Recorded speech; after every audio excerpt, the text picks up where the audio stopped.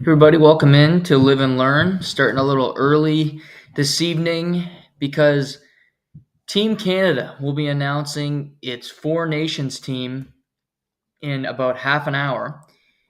And I want to give my team before it's announced. It'll be announced at 7:30 p.m. on Sportsnet. I actually have the station up, so I'll be able to see the team announced live, and we'll react to it here tonight. That's going to be the majority of the podcast, is talking about the Four Nations team. The Canada and U.S. rosters will be announced at 7:30. Sweden and Finland were announced earlier today. And this is the Four Nations tournament that will take place in February, which basically is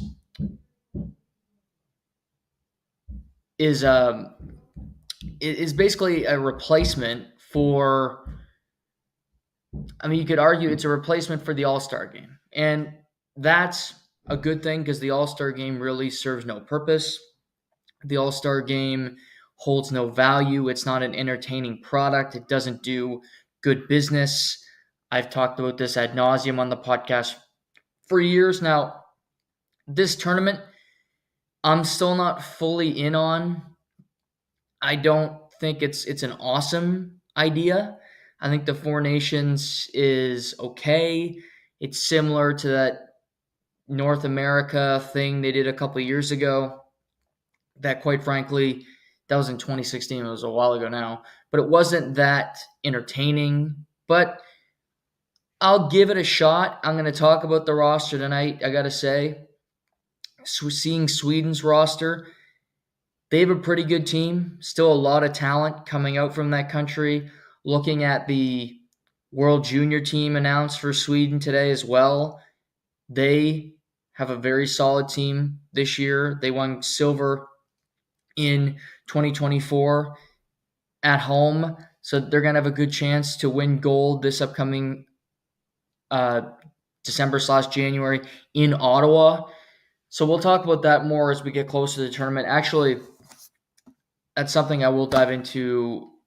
Might be tomorrow now, but next coming weeks. Just they announced the training camp roster for the World Juniors, and it's interesting. And I just want to get into it if you missed it over the last 48 hours, because I love the World Juniors.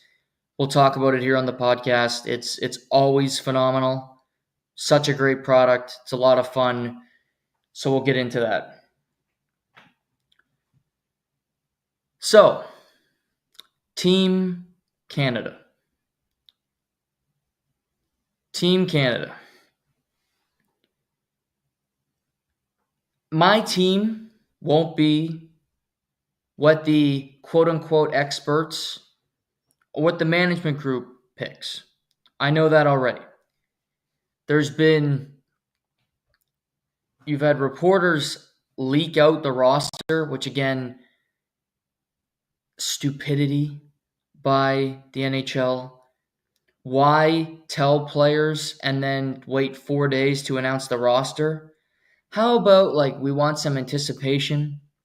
How about we want some guessing games, some fun? It's like when Adrian Wojnarowski of the Mothership used to tweet out every pick before it was made at the NBA draft. It was awful, and it just made it a pointless exercise to watch the draft in and of itself. So I think I know the team already, but I'm going to give you my team anyway, and we'll react to the actual team. Let's start with the forwards, and also John Cooper is the head coach, if you didn't know. Which makes sense because he's a multiple-time Stanley Cup champion, and he's as good as it gets when it comes to head coaches in the NHL.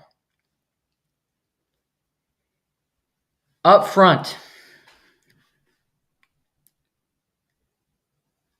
Canada is very strong. Very strong. A lot of different options. Honestly, putting together lines is more complicated than anything else. But looking at Team Canada, they have a luxury that a lot of countries don't have. They have a 1-2-3 at center that cannot be rivaled. And honestly, their fourth line center is pretty good as well. But looking up the middle of the ice, top three centers, you have Connor McDavid, Nathan MacKinnon, and Sidney Crosby.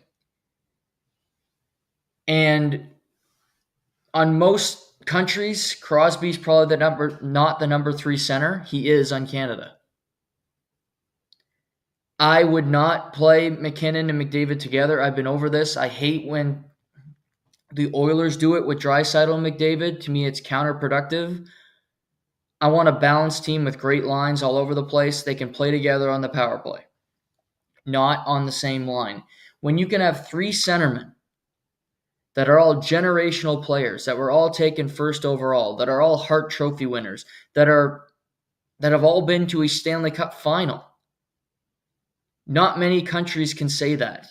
You have an embarrassment of riches at the center ice position. You have the best player in the world. You have the reigning Hart Trophy winner in Nathan MacKinnon. And you have Sidney Crosby, the best player of his generation, and one of the 5 to 10 best players of all time. Some people might have him 1 over Gretzky. I don't, but that's fine. If you do, good on you. But you have 3 of the all-time greatest at center. Crosby doesn't have to be number 1 or number 2 in his advanced age. He can be the third-line center. Get easier matchups. Be put in better situations. So center really is elite. And those 3 should never even be considered, moved, nothing. It's 1, 2, 3. Again, not playing together. Nope. Not on board. Not buying in. Will never buy in. Hate it. Malkin and Crosby barely have ever played together. Wow, they've won 3 Stanley Cups. Wonder why. Pretty simple. Messier and Gretzky played on different lines. You're trying to win something here? Yes, it's some made-up tournament. I don't even know what the trophy is. I don't know if there's prize money. I don't know any of that. But go into something. It's better to win than to lose. Put yourself in the best situation to win. 3 centers that can all play. And still 3 of the best players in the world in 2024 on the same roster. Connor McDavid is my first-line center. Nathan MacKinnon's not far behind. Those 2 are truly, you could argue, the 2 best players in the world right now. Playing with Connor McDavid, I have Braden Point and Sam Reinhart. That's my first line for Team Canada. I like this because I'm putting 2 goal scorers with McDavid, but also 2 guys that are very team-friendly and 2 guys that do it all. Sam Reinhart currently leads the NHL in goal scoring. He scored over 50 goals last year, and he's a Stanley Cup champion. But he also plays a ton of minutes on the penalty kill. He also blocks shots. He is not afraid to sacrifice for the team. He's a true team player, 200 feet, that just brings a whole lot to the table. And he's become one of Florida's best players. One might argue he's overtaken Matthew Tkachuk on that pecking order. Sasha Barkov's still a very good player, but Reinhart is phenomenal. They don't win a Stanley Cup without him playing at that level. Period. End of discussion. So McDavid, his creativity, his passing ability to find Reinhart in open spaces, Reinhart's smart hockey sense to get open, to make himself available for passes. I love the fit. My third on the line is Braden Point because Braden Point is awesome at everything, to really simplify this. He's got great hockey IQ. He's a great finisher. He has 16 goals this year himself. He's a true winner. He will do whatever is asked of him. He's small in stature, but large in heart. To make this truly simple, he will be the Zach Hyman of this team. Zach Hyman was the grunt guy. Get to the front of the net and score 50 goals, but they're all ugly, which is fine. Braden Point is a more skilled Zach Hyman. Braden Point will give Connor McDavid more options to play with, more ways to kind of play around with it. And I think that's a lot of fun. That'll be good for McDavid. Zach Hyman, great. He works hard on the boards. He gets to the front of the net. He's an awesome player. I'm not downplaying Zach Hyman. But Braden Point is just better than what he has right now. And I'll also say this. I don't have Zach Hyman on my team. There's an early kind of a guy that was left off. He was projected to be on the team from the beginning. I wouldn't have him on for me because he hasn't played well enough to deserve the recognition. If this truly is who's playing the best, you make the team. I don't want another Chris Kunitz situation where Chris Kunitz made Team Canada at the Olympics, and it's truly one of the most shameful things this country has done since electing Justin Trudeau as PM. I'm joking a little bit, not with the Trudeau thing, but it could be that way. Braden Point, Sam Reinhart, Connor McDavid. That's such a dynamite line. If you don't watch teams from South Florida, well, you're probably not watching the playoffs because that's all they play. They get to the playoffs and they go deep. A team from Florida has been in the Stanley Cup final the last 5 years. These players are winners. These players are team guys playing with McDavid. My second line, Team Canada, centered by Nathan MacKinnon. Playing with Nathan MacKinnon, I have Mitch Marner of the Toronto Maple Leafs and Mark Scheifele of the Winnipeg Jets. Mitch Marner is much maligned. Mitch Marner is often talked about, but he's also a great player. Again, he can serve a multitude of purposes on this team, but he's used, to whatever reason, playing with Austin Matthews every night. Nathan MacKinnon is like Austin Matthews, but he's better. He's a better passer. He works harder. And I think you're going to have teams just completely just dumbfounded on what they're going to do. You have Nathan MacKinnon, who skates like a bat out of hell at you. Every shift is his last. He's going to take your head off. And then you have Mitch Marner, who's a great puck distributor. Can do so many things. Create lanes for Nathan MacKinnon. Such a fun line. So fast, so creative, so smart. These two guys, to me, will be a perfect pairing. We'll have a ton of success. And to think, okay, we got McDavid, line one. Who are you going to game plan to put on MacKinnon and Marner on line two? Marner, who over the last 10 to 15 games, with Austin Matthews on the shelf with injury TBD, has been one of the best players in the NHL.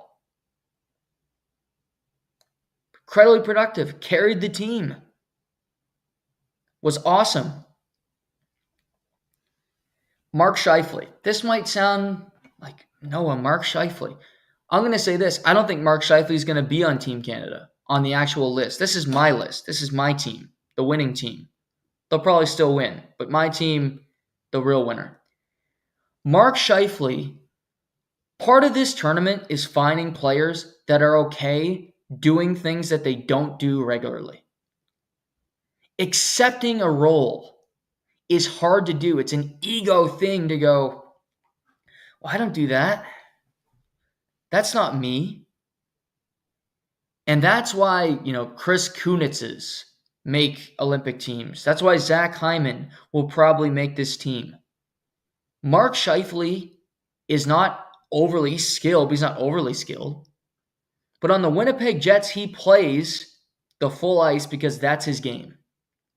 And on this line, he will be going into corners, getting pucks, and honestly getting himself open for really good scoring chances because he's going to get passes from two of the best players in the world. Two of the best passers in the world in Nathan MacKinnon and Mitch Marner. Mark Scheifele is intelligent. Mark Scheifele's a good player. The Jets haven't had a great stretch the last little while, but they're off to the hottest start in NHL history. He was a huge part of that. He's scoring goals this year. He's playing really good hockey. Mark Scheifele, to me, just fits. There's other players that could go here, but I like how I built my team below it.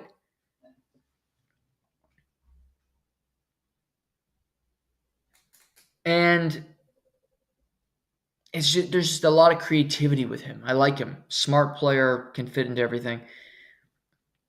Third line, centered by Sidney Crosby. This is a vet line. This line's a bunch of guys that know how to play the game and won't be afraid to play a third line role, in my opinion. Sidney Crosby will be on a line with his Nova Scotia brethren, Brad Marchand, and Stanley Cup champion from the Las Vegas Golden Knights, Mark Stone. This is just a fun line. Two guys from Nova Scotia. Two guys that know each other very well. They train together. Yes, they're on different teams, but they know each other's cadence. They know how each other react to different situations. Crosby, Marchand, you might go, okay, not great skaters towards tail end of the career, but they're smart. They know how to get to certain spots on the ice. They have that IQ. They have that wherewithal. They're not afraid. I mean, Sidney Crosby, at his advanced age, has already fought this year. Brad Marchand, not afraid to mix it up. Throwing checks against the opposition's third line. Marchand's played better the last month for Boston. Since the coaching firing, he's been pretty good. The team's turned it around to a certain extent. So he's on the team for me. Mark Stone, the only thing with Mark Stone is will he be healthy come February? Because otherwise he's a lock on this team. For me anyway. He's great. There's not many games that you go, wow, Mark Stone was terrible. I rarely think that because it's rarely true. He's always in good position. He's one of the best players in the league just when it comes to his IQ, when it comes to his stick. Having his stick in the right position, breaking off passing lanes. He's a selfless player. We've seen Jack Eichel pair up with Ivan Barbashev. They become an awesome line, and he doesn't get to play with Barbashev. He doesn't get to play with Eichel, and the points can dip a little bit. Doesn't matter. His body has failed him, which is a sin, really, because he's awesome. However, if he's healthy, he's on the team because of all the things I just mentioned. He's smart, so smart. And I want intelligence on my team. I'll take intelligence over skill. I'll take intelligence over youth. Because if you're an idiot and you don't know how to get to a spot, but if you're smart and you can get to a spot and it might take you a little longer, I'll lean on that. This third line, probably a little old, the way the game's going. I think it can still thrive and still be really productive. I hope it's the line that plays together. Will Brad Marchand make the team? I'm not sure. I'm not certain of it. Should, because I still think he's playing good hockey for the Bruins. Yes, they had to fire their coach. He takes some of the brunt of that, for sure, with Jim Montgomery now coaching St. Louis. But also the team. takes it. It's not just on one player. It's a team failure that the coach gets fired. No doubt about it. But it's not all on Brad Marchand, and he's playing pretty good hockey since. The fourth line. See, getting to the bottom end of this team was tough because there's lots of different options, lots of fun players. You know, a guy I didn't have. So a guy I have is my 13th forward. He's having a really good year, and he is coached by John Cooper, so that can help you. Good play. Also, your coach kind of stumping for you. Fourth line center. Some might view this one as, oh, well, of course he's on the team. He's coached by John Cooper. To me, he's on the team because he's just a really damn good hockey player. Really good. Fourth line center for Team Canada is Anthony Cirelli of the Tampa Bay Lightning. Cirelli had a stretch where he scored a goal in 8 straight games in the month of November. He's a 200-foot player. He throws hits. He's not afraid to mix it up physically. Smart, determined. And again, he doesn't play like a superstar now. So saying, go be a fourth line center, play 7-8 minutes a game, play some penalty kill for us, you in. Yep. I'm in. Playing for Team Canada, great honor. Great honor. And I think he'll look at it that way. I don't care if the coach was Gerard Gallant. I don't care if the coach was Daryl Sutter. Anthony Cirelli's on this team. Because if you're a coach and if you're a hockey fan that has any sense whatsoever, you like Tony Cirelli. Because he's just a damn good player and he does things the right way and he's smart and he blocks shots and he backchecks and he's everywhere on the ice. Tampa struggles not because of Anthony Cirelli. He's awesome. He's the fourth. And you look at that center depth. McDavid, McKinnon, Crosby, Cirelli. Murderers row. Playing with Cirelli. Started off with Travis Konechny of the Philadelphia Flyers. Love Travis. Good goal scorer. Has become really the best player on a bad team in Philadelphia that's rebuilding. Again, a guy that hard on the forecheck, really not afraid to mix it up at any time, will engage, true competitor, will give you everything that he's got, and I appreciate that about him. He's been on bad teams where he's had to kind of suck it up, and he's learned kind of starting out as a youngster, playing in the bottom end of your lineup, then working his way up. He's still got that chip on his shoulder, still trying to prove something this late into his career, which is a good thing, by the way. That's a positive, not a negative. So in saying all of that, I think Konechny fits bottom end of this lineup. I think he brings a lot to the table. And I got Konechny with Cirelli on the fourth line playing wing. My 12th forward. I remember joking with my good friend Sawyer Hanna a number of years ago when the NHL, we thought maybe the players are going back to the Olympics, and it ultimately never happened. But I remember chatting with him then saying, would it be crazy if Tom Wilson made Team Canada? Tom Wilson, who's often suspended. Tom Wilson, who every coach, GM under their breath would never say it publicly, but all think, I'd love to have that guy on my team. How could Tom Wilson make a Team Canada? Well, the Washington Capitals this year, if you didn't know, They are first in the Metropolitan Division, and Ovi's missed the last 7-8 games. Tom Wilson's played every game this year. He's got 19 points in 25 games.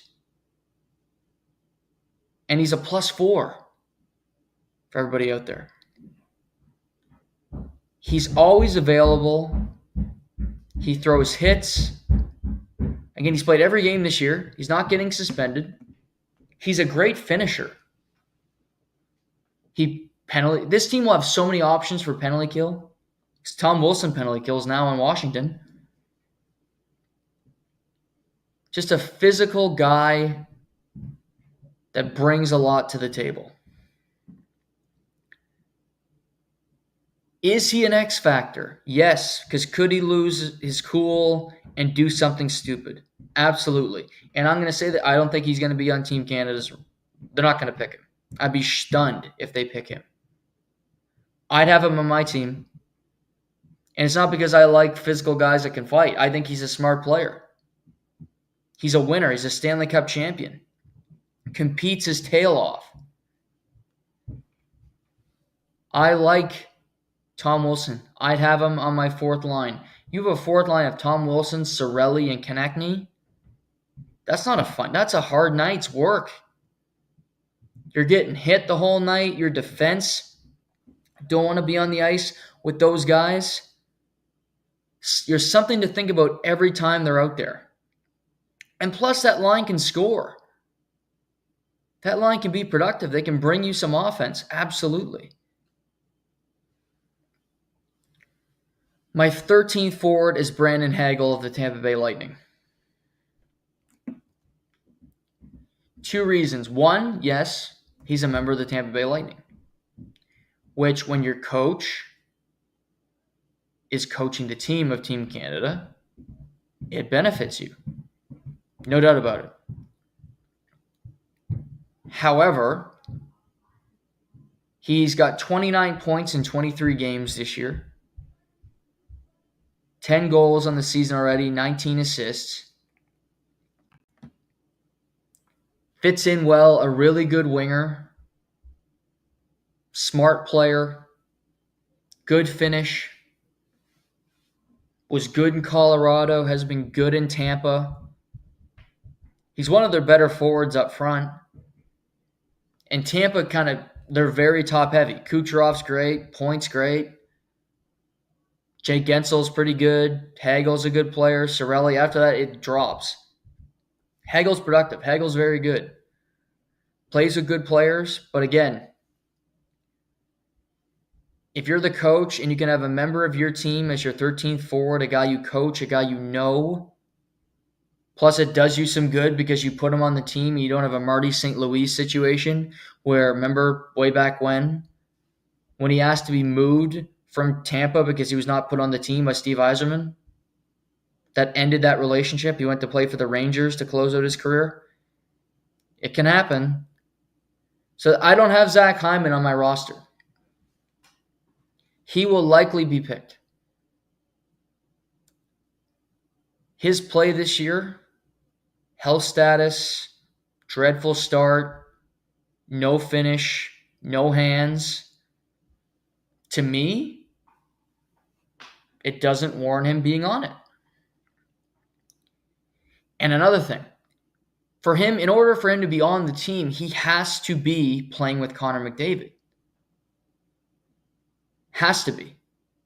Because otherwise, it doesn't make any sense. I think everybody else on this team, you could put with different people, and you could have some different results. Certainly. You could have some interesting pairings, some interesting outcomes. I don't see that with Zach Hyman. I think it's got to be there.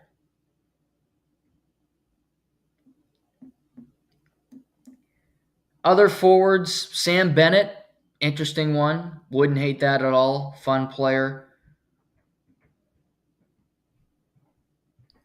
Looking around, Seth Jarvis, Carolina. I like Seth Jarvis. Would fit well. Good hockey IQ. So he would work. But those are my forwards. And again, this roster will be revealed in like 10, 15 minutes, and we'll react to it and compare it to mine. To the defense. Defense, going through this exercise, Team Canada has better defense than I initially thought. I like the Americans. The Americans have some good defense, absolutely. But Team Canada is better off than I initially thought. And part of it is the pairings and having that experience. It all starts with Cale Makar, the best defenseman in the world, incredibly versatile, just smart, one of the most incredible skaters in NHL history already, can do so many unique things when he has the puck on his stick. And he's just a game changer. The two defenders that are game changers in the league currently are Cale Makar and Quinn Hughes. Canada having one of them is a big deal. Now, who's going to be paired with him? Well, it'll be his teammate, and that'll be Devon Toews. So 2 members of the Colorado Avalanche. Defense, it's about comfortability. It's about putting people you trust with each other. Devon Toews, Cale Makar play with each other all the time.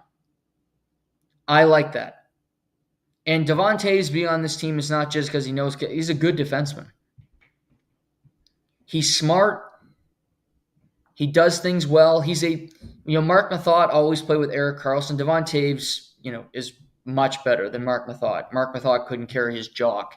But Devon Toews doesn't take unnecessary risks, pardon me. He's in good situations. He's able to recover. He's able to help out Cale Makar when he wants to take opportunities and maybe the play doesn't work out exactly the way he wanted to. And I just think it works. They have that comfortability. I'd keep them together. My second pairing starts with Shea Theodore, the Vegas Golden Knights. Shea Theodore is kind of a jack of all trades on the back end. He's Vegas's best defenseman, I would argue. They do have a bunch of good ones. But when he got dumped by Anaheim in the expansion draft and became a member of the Vegas Golden Knights, he became a different player. He became a true number one. He became a guy that can do just about anything on the ice. He's a point producer. He can kill penalties. He's good on the power play. Incredibly smooth skater. Strong exits out of his own zone. Shea Theodore is awesome. And he's a lock for this team. His defense partner will be Alex Pietrangelo, his teammate with the Vegas Golden Knights. Alex Pietrangelo is a multiple-time Stanley Cup champion. Alex Pietrangelo is a leader, a captain. He still has good hockey in him. He's playing good hockey for Vegas. They have a good team down there. He logs a ton of minutes. I think you can watch Alex Pietrangelo and go, what did he do tonight? I love that in a defenseman. Sometimes you just need a defenseman that can do smart things and log a shit ton of minutes, and he doesn't get that many points. I know it's a foreign thing to look at a defense and go, wow, he played like a ton of minutes, but he didn't do anything when he was on the ice, and he got pucks out, and we had the puck down in the opposite end when he was on the ice. That guy will never win a Norris because the world is backwards, and you award a guy who's minus 36 and has the most points, and he's on a last-place team. Shout out Erik Karlsson to win a Norris. But Pietrangelo is a winner compared to these, the Karlsson example. Produces, smart, knows Shea Theodore. They play well together. It works. My next 2 guys. I have Josh Morrissey of the Winnipeg Jets. Josh Morrissey has improved a ton over the last number of years. He is kind of morphed into a number one defenseman. Incredibly strong on the power play. distributes the puck effectively. Hockey IQ has improved. His size will always be an issue, but I think he does a better job at hiding it, a better job of it not being so obvious. And I just like Josh Morrissey. He can help you provide offense, quick exits out of the zone. And my 6D is Noah Dobson of the New York Islanders. When you play on Long Island, nobody knows if you're any good or not because nobody watches your games because they're an incredibly boring team. They're old and they're not going anywhere. I mean, they lost to Montreal last night, for Christ's sake, in a boring game. And I watched a lot of that game. Don't like to admit it. But you get kind of sucked into the vortex of boredom with the Islanders. But yet, he's still a human highlight reel. He still does a lot of interesting things. They gave him a lot of security. He's by far, I think he's the best player on the Islanders, top to bottom. Better than Barzal, who probably would be on team, but he wouldn't be on my team. Dobson, this year, 26 games for him. Only has 11 points this year. Not a strong year, but again, that team sucks. Sucks in Long Island. He's really good. You're going to put him with a defense pairing that can actually do something? I'm in on that. Noah Dobson. And my 7th D, and this is barring health, but if this guy is healthy and he's not an extra, it's just wrong. It's Drew Doughty. Drew Doughty averaged the most minutes in the NHL last year, and he's in his mid-30s. Mid-30s, and he averaged the most ice time. Had one of his best points years since his mid-20s. He played on Team Canada at the Olympics at 18 years old, and he's still awesome. He's still producing. He still logs a ton of minutes. Hasn't played this year. He should be due back by January.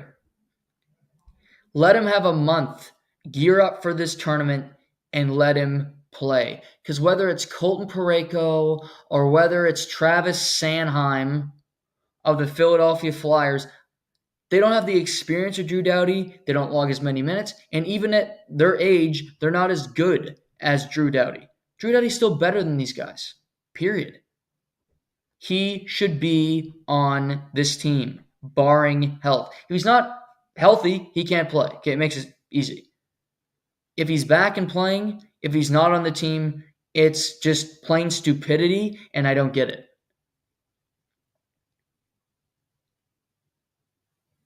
So, defense, Makar, Taves, Pietrangelo, Shea Theodore, Noah Dobson, Morrissey, 7th defenseman, Drew Doughty. Now, quickly to goaltenders, because I see the show starting and they're going to announce it quick, and we're going to react to it live on the air here. Goalie is by far the weakest position of Canada. It's honestly, it's quite astounding how weak the goaltending position is. But yet, 2 of my 3 goalies are all Stanley Cup champions. All 3 of my goaltenders are Stanley Cup champions, pardon me.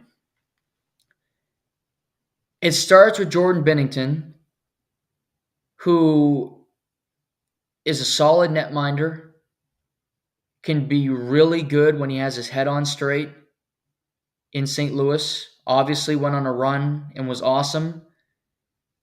He can lose it at times, and it can be really scary, for lack of a better term, seeing him play. But he's the best Canada has got right now. Binnington's on the team.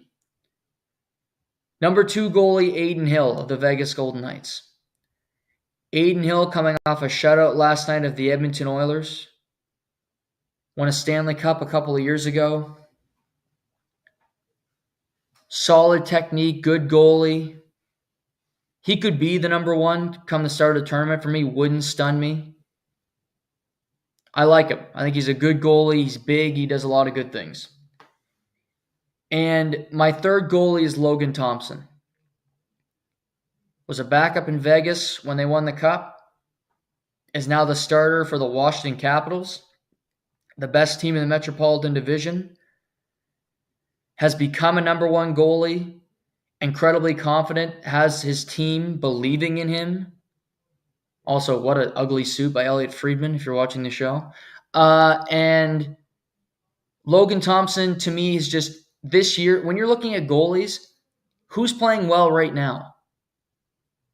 Marc-Andre Fleury, it'd be a legacy pick, sure. Whatever. If you want to do it, honestly, with the goalies, there's nothing that's too bad because they're just, it's a lot of bleh. Nobody all that good, to be completely transparent. So that's my Team Canada roster. They just announced they're going to do Team USA first, headlined by Austin Matthews, Matthew Tkachuk, Brady Tkachuk, JT Miller, Jack Eichel, Jack Hughes, Matt Boldy, Kyle Connor. Hell of a forward group for the U.S., no doubt about it. Then you see Quinn Hughes, Adam Falk, Brock Faber, my boy, Jacob Slavin, my boy, Charlie McAvoy. I mean, that defense core is it's a quality defense. Really quality defense for the Americans. And then their goalies, Hellebuck, Jake Ottinger, Jeremy Swayman. It's a little better than Canada's. Just a little bit. But Canada and US are the two best. I think Sweden had a solid roster as well. They got better goalies in Canada, which can always change a tournament, can always make it interesting. But it's kind of a shift. I mean, we haven't seen, quote, international hockey since that Team North America thing in 2016. No Patrick Kane on Team USA. You know, you think of him as a leader, it's kind of changing of the guard. To me, the U.S. is either going to name Austin Matthews the captain or they're going to name Charlie McAvoy the captain. I'd be fine with either. I would lean towards Austin Matthews because he's the better player. He's a goal scorer. A lot of different things that would check the box. But the reason I would say McAvoy as well, because I just think McAvoy's a leader. I think McAvoy will be the next captain of the Boston Bruins, whether Marchand leaves this year without a contract or whenever he retires. He buys in. He's a team leader. He's a veteran now. Plays the game the right way. Seems to have control of that locker room. So that would make some sense. But the U.S. has a lot of young players that are really good right now. I mean, seeing a team when you can have Austin Matthews, Jack Hughes, the Tkachuk brothers, Kyle Connor, who's awesome, Jack Eichel, who's very much in the Hart Trophy conversation, Matthew Boldy, who's on the best team in hockey currently, the Minnesota Wild, Chris Kreider, the much maligned Chris Kreider, talked about getting traded from the Rangers. Still got 10 goals, can still do a lot of, play a fourth line role for this team as a veteran. Dylan Larkin, crazy speed, decent finish. I look up front, the one name that I look at and I go, okay.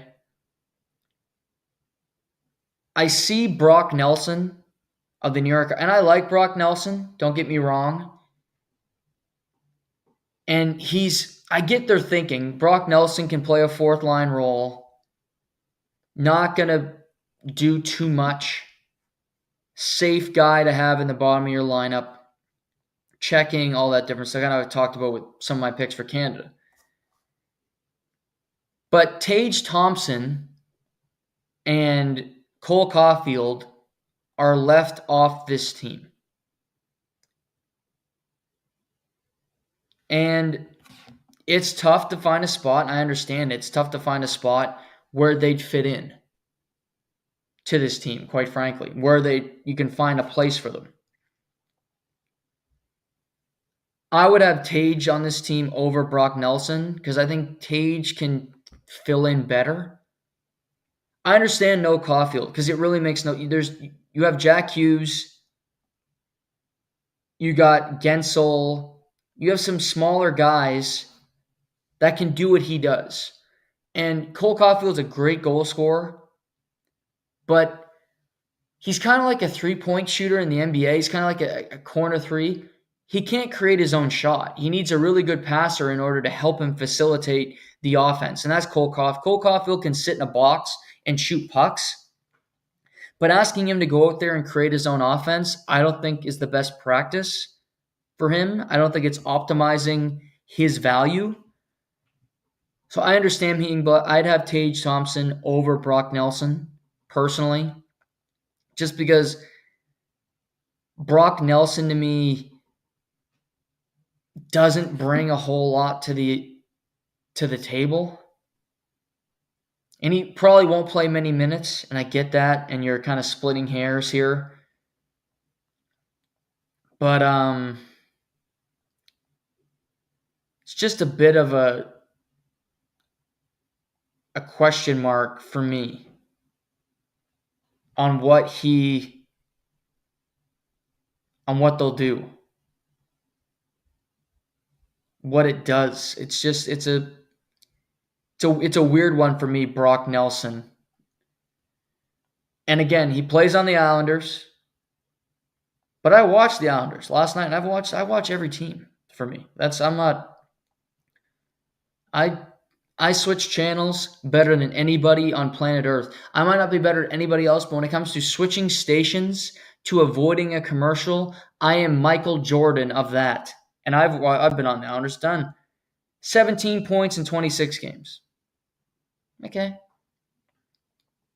That's fine. As a Canadian roster, let's see it.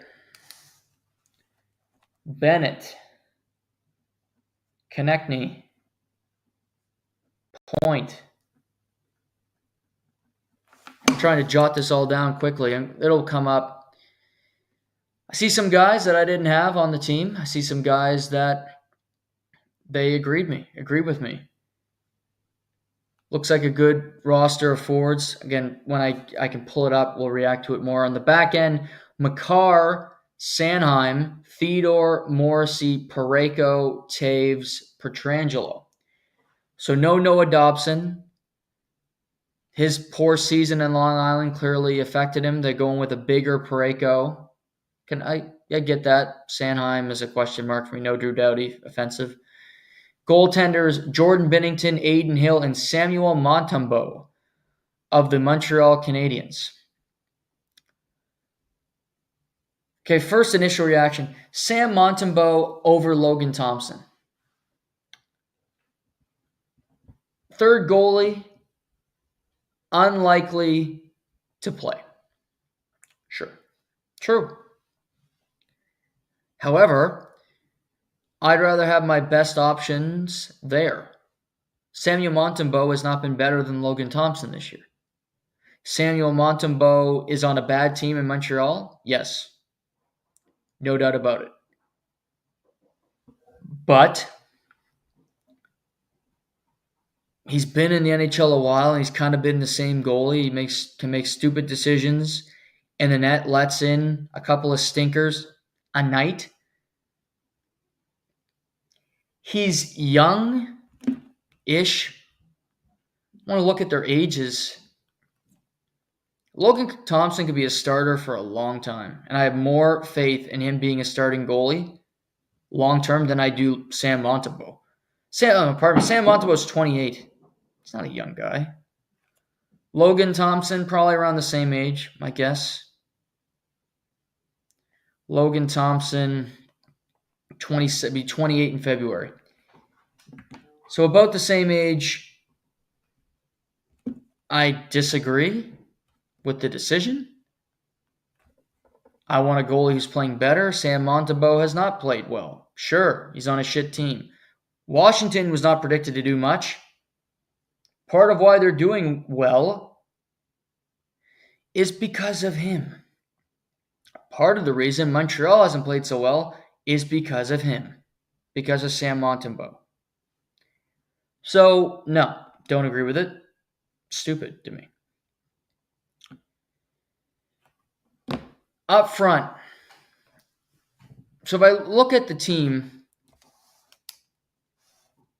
Sam Bennett's on the team instead of Tom Wilson. And I'm okay with that. That's a fair trade-off. Sam Bennett, again, a guy that could play center or wing. He'll be playing wing on this team. He's a guy that not afraid of physical contact. A guy that will do whatever it takes to win. And I love that about him. Won last year with Florida. He just brings a lot to the table. And I can see why they liked him. Don Sweeney, the GM, liked him for Team Canada.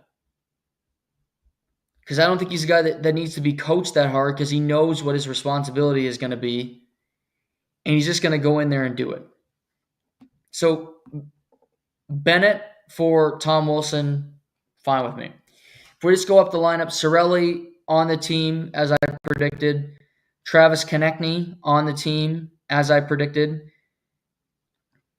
Sidney Crosby, yes.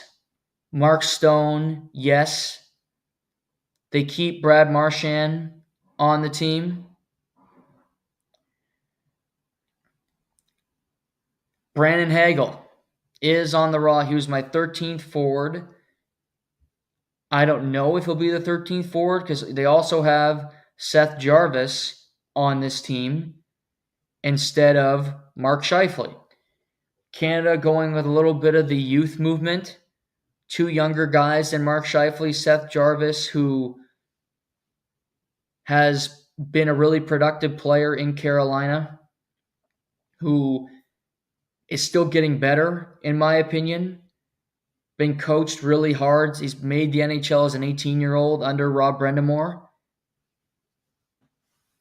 Just signed a big 8-year extension. Has some skill upside. He can move up the lineup if they end up playing him. I'd have Scheifele over Jarvis or Hagel, personally. But they're going a little younger. Then other than that, Crosby, McKinnon, Point, Marchand, McDavid. So it was true Zach Hyman did not get picked for the team, which I happen to agree with. I'm a little bit surprised, I will say. But this tells me Don Sweeney as the GM had McDavid had very little say on the roster or he doesn't care as much as Sidney Crosby did with Chris Kunitz. And that's not a shot on Crosby with having Kunitz on the Olympic team. It's just a fact that happened.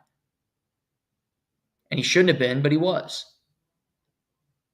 McDavid, he seems like a guy that will just keep to himself. And he'll play on a line with whoever and have a lot of success. Because he's the best player in the world. But I'm sure that sucks for him not to have a line mate that he knows so well, that he already has that established chemistry with.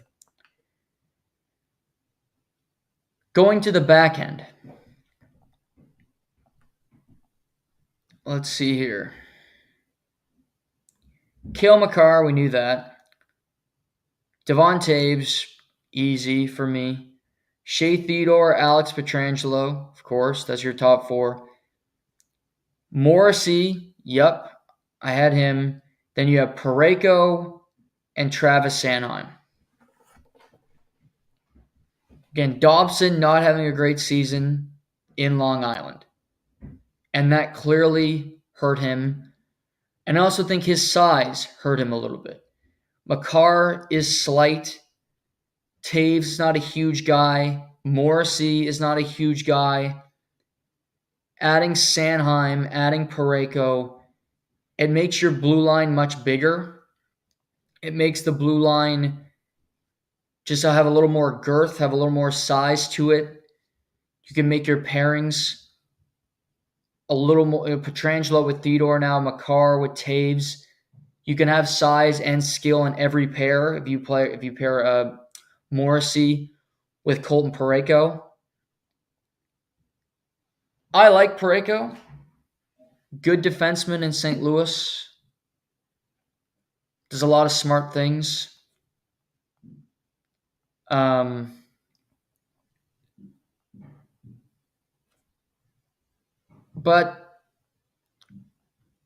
I don't know.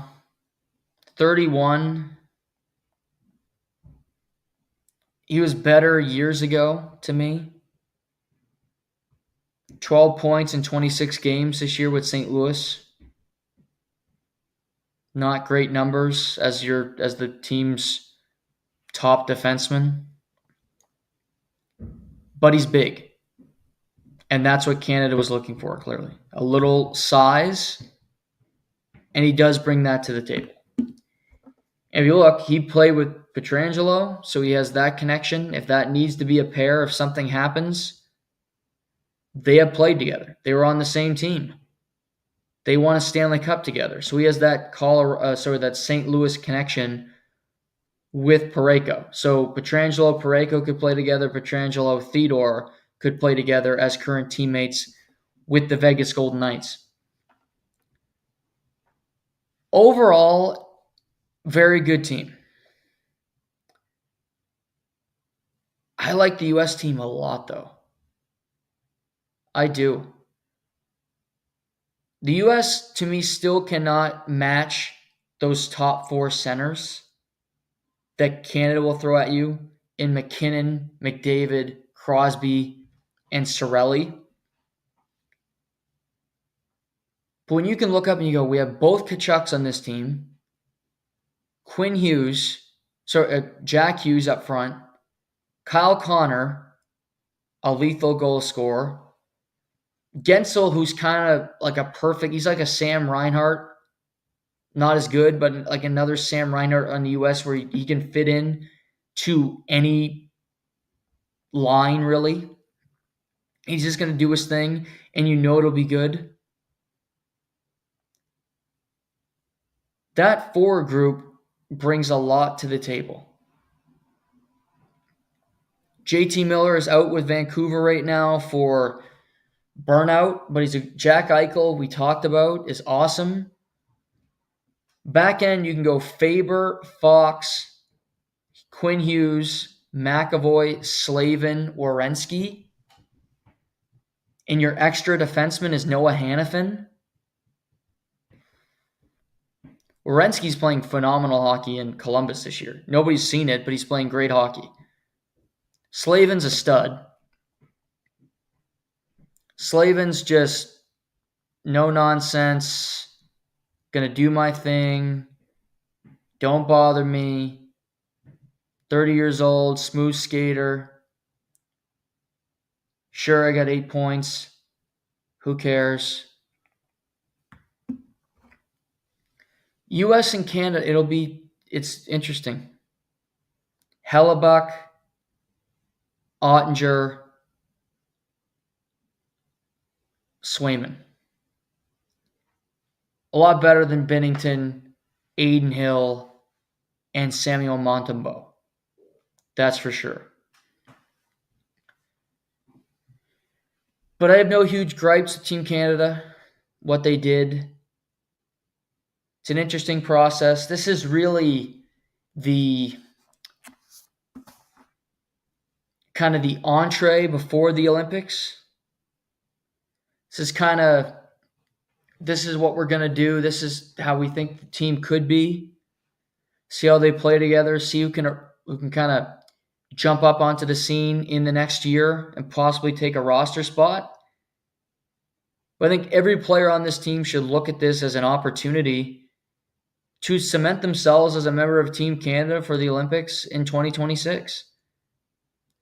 That's what the tournament is more than winning the Four Nations face-off, more than It's nice to have international play again. Again, I've kind of mentioned this. To me, I like the NHL fine. You don't need this, but it's fine. It's better than the All-Star game.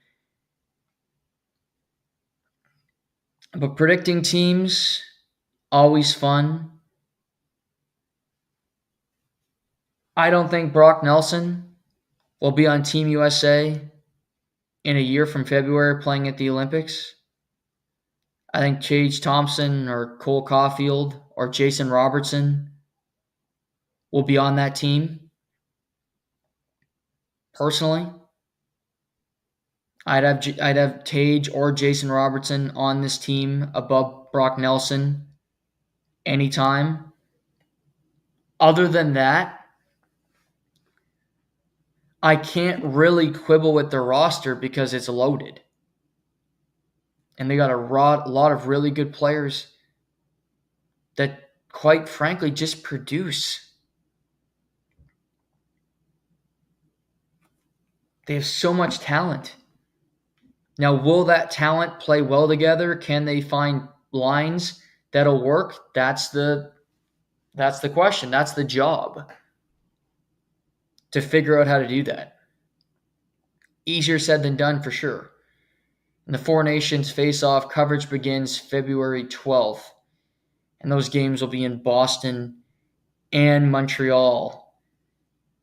So I think that's right around the Super Bowl, if I'm not mistaken.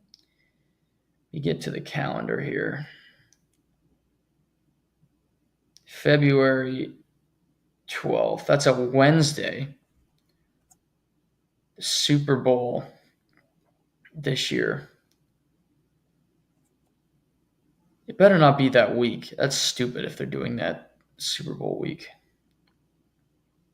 Right after. Good on NHL. There we go, NHL. Super Bowl is on February 9th in Louisiana, in New Orleans.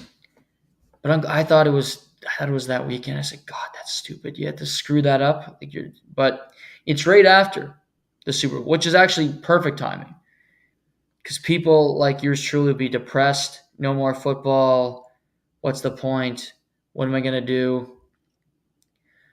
I got to watch more Leaf games and hear about it from all the people in my life all the time. Ugh.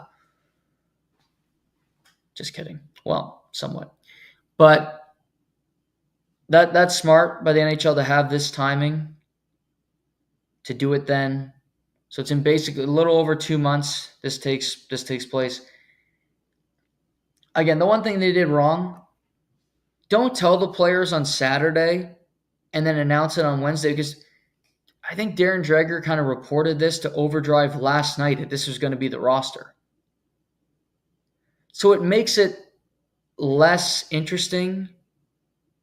It makes it less of a guessing game and less of chatter, of conversation. What do you want to do? Who would you have on your team? Even though I still did it tonight because I built a winner. But good stuff. I'll watch the tournament. We'll talk about it for sure. International play is fun, no doubt about it. The World Junior Hockey Championships is a phenomenal tournament. I watch it every year. It's as much a tradition as Christmas to me. You know, the presents and the midnight mass and the other stuff that people do. It's fun. See the best players go out and compete. And it's just a lot of fun stuff. A lot of fun stuff. Not to mention we'll talk about this briefly before we wrap. Be a quicker show today just because I want to get into this. Tomorrow on the program, we're going to preview the Thursday night game. Awesome Thursday night game tomorrow. Packers in Detroit. Oh, chef's kiss. For a big NFL Week 14, by the way, as well. We'll talk about that tomorrow. Also on the program tomorrow, we will talk about the Leafs-Preds game tonight. I want to get into the Colorado Avalanche and a problem they have that they need to address. Actually, the Carolina Hurricanes have a similar problem. We'll talk about that. Also, an injury to Tyler Seguin in Dallas, but how it's actually an opportunity if Dallas wants to look at it that way. So, fun stuff tomorrow. But before we wrap today, World Junior Hockey Championships. Sweden announced their just full team today. 9 returning players. Like I said, they're going to have a good team. A bunch of guys from last year. They won silver, and I think they'll be in the mix again. Canada hasn't named their roster yet. They'll have their camp, which is starting on December 12th, I believe, so next week. And that's like 3 days. Then they'll announce the team. They'll have 3 pre-tournament games before the fun starts. But I wanted to get to this story that I really found interesting. 2024 draft, remember? A lot of fun. Saw players like Tej Aginla, Carter Yamachuk, Bennett Seneca, who went 3rd overall to Anaheim, Zane Pekarash go 9th overall to the Calgary Flames. Those 4 players, among others, were not selected to Team Canada's World Junior roster. Even the camp to go. Tej, top 10 pick. Zane, top 10 pick. Carter Yamachuk, top 10 pick. Seneca, top 10 pick. All not invited to the Team Canada World Junior Championship camp, let alone making the team. Now, Team Canada will have a good team. I was talking about this with friends yesterday. I think they're going to have a team full of guys that are A-, B+ players. I don't think they're going to have a superstar on this team. They're going to have some good Oliver Bonk, Sam Dickinson, Tanner Mollendijk, who's small, but who I like a lot. Draft pick of the Columbus Blue Jackets. Easton Cowan will be top of the bill because he's great, also because he's a Maple Leaf pick. Bradley Nadeau, currently playing in the American League for the Chicago Wolves. Fun, played at UMaine last year. Matthew Woodbridge, some good players. But they went 19-year-old heavy. They wanted an older team. They did take Porter Matone. He's on the list, who's eligible this year. Really good. They took Gavin McKenna, who looks like he could be the first overall pick in 2026. So they're going with a couple of guys who aren't drafted yet. But what it really said to me is that there's a couple of players in the U.S. that were drafted last year, one on Sweden, who did not make even the preliminary or the roster itself in Sweden. Last year's draft class, is not very respected. To see all these players not even get invites. Steve Stais had to come out and talk about it, said he was stunned and kind of miffed that Carter Yamachuk was not invited to the camp. Tej Aginla, to me, was a stunner to not see him on the list. Now, you go down to London Knights. You did see 2 guys from the Q, which doesn't seem like many, but it actually is compared to past years. You got Matthew Cataford, who plays for the host of this year's Memorial Cup, the Rimouski Oceanic, and you have Ethan Gauthier for Drummondville, who was a second rounder. Drummondville has the second best record in the Q behind the Moncton Wildcats. So looking at all of it, I'm surprised. Bennett Seneca, I remember watching the draft, hearing about him. They said that's a reach that high. They didn't like him that high, but okay. Tijaginla, Yamachuk, Pekaresh, a bit of a surprise. Pekaresh said they needed to work on things, but they took Matthew Schaefer, he's eligible 2025. Caden Price was a third rounder in 2023 by Seattle. Sawyer Mino, third rounder in 2023 by Vancouver. Tanner Molendyk, no problem. He's awesome. Sault Ste. Marie, Andrew Gibson, second rounder in 2023, 19-year-old. San Jose, Sam Dickinson, easy. Lock, going to play a ton of minutes. He's carving up the OHL with the London Knights. Harrison Brunick, second rounder, 44th overall, last year's draft. Plays for Kamloops, drafted by Pittsburgh. Oliver Bonk, returning player, makes some sense, first rounder. Bo Aki for Barrie, late second rounder for Edmonton. And you have Cameron Allen, was a fifth rounder by Washington in 2023. So majority of those D are 19-year-olds. They leave 2 D off the board, Yamachuk and Pekaresh, who are 18. So yes, a year younger. But it is surprising to me. And they'll play next year. These guys, Tijaginla will play next year. Yamachuk, Seneca, Pekaresh will all play for Team Canada next year. But it was just worth noting to me, and I thought I'd bring it up here on the pod, about how last year's draft class not getting that much respect, not looked at that fondly, because they're all not on this team. Taking guys that aren't drafted on this team, youngsters, very interesting position. But I will say, I like seeing guys that aren't drafted have an opportunity. Like to see guys that you go, wow, I haven't seen him play before. Well, he's not drafted. Seeing a guy like Gavin McKenna. If you haven't watched him at the U18s, the kid's electric. The kid's a star already. Leads the WHL in scoring at 17 years old. Gavin McKenna. For Medicine Hat. Pull up his statistics right now. I think he'll make the team as an underager. I think he's a lock to make the team, quite frankly. Gavin McKenna will be 17 on December 20th. I aged him. 16, playing in the W, Medicine Hat. He's got 55 points in 27 games. Had 97 and 61 last year as a 15-year-old. Incredible. Kid's just a star, a stud.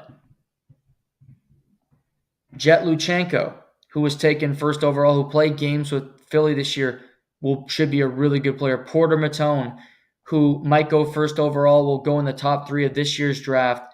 I think will make the team.